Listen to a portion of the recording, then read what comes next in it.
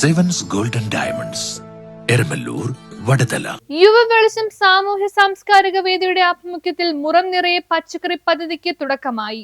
യുവവെളിച്ചം സാമൂഹിക സാംസ്കാരിക വേദിയുടെ നേതൃത്വത്തിൽ ആർ.കെ. പിള്ള കലാകായിക കേന്ദ്രത്തിൽ വെച്ച് മുറം നിറയെ പച്ചക്കറി പദ്ധതിക്ക് തുടക്കമായി. പച്ചക്കറി തൈകൾ, ജൈവവളം എന്നിവ വിതരണം ചെയ്തു. അംഗനവാടികൾക്ക് ബെഞ്ച്, കസേര, ലൈബ്രറി, പുസ്തകങ്ങൾ, സ്കൂൾ വിദ്യാർത്ഥികൾക്ക് ഇൻസ്ട്രുമെന്റ് ബോക്സ് എന്നിവയും ചടങ്ങിൽ വിതരണം ചെയ്തു.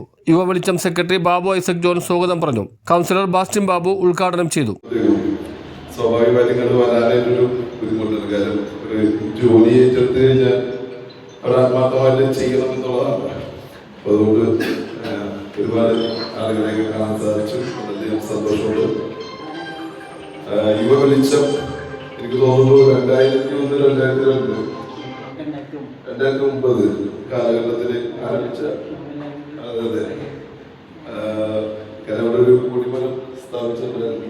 വലിയൊരു സാംസ്കാരിക വേദി ആരംഭിച്ച സമയത്ത് ഫ്ലെക്സ് ഒക്കെ ഇറങ്ങിയ കാലമല്ലോ. വലിയൊരു ഫ്ലെക്സ് നമ്മുടെ പഴയ ആറുമുഖിലെ ഫ്രണ്ടിലൊരു ഫ്ലെക്സ് വെച്ചിട്ടുണ്ടായിരുന്നു. അപ്പൊ സ്റ്റാർട്ടിങ്ങിൽ തുടങ്ങി കഴിയുമ്പോഴത്തേക്ക് ഞങ്ങളൊക്കെ ഇങ്ങനെ ചെയ്യാൻ ഇങ്ങനെ പറഞ്ഞായിരുന്നു. ഫ്ലെക്സ് വന്നതിന് ഞങ്ങളെ കൊണ്ടുവരുന്നില്ല.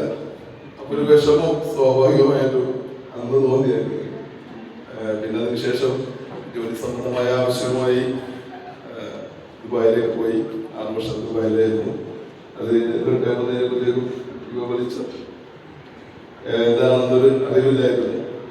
പിന്നെ ഇവിടെ ബാക്കിയുള്ള പൊതുപ്രവർത്തനമായിട്ട് സജീവമായി മുന്നോട്ട് പോയായിരുന്നു. അപ്പോഴും ഈ കഴിഞ്ഞ കാലഘട്ടത്തിൽ വിനോദമായിട്ട് സംസാരിക്കുമ്പോഴത്തേക്ക് ഞാൻ ചോദിക്കും, എന്തായാലും യുവവെളിച്ചം വിലയായി വിനോദ ഇടക്കിടക്കിനോട് ഓണാക്കി എടുക്കും.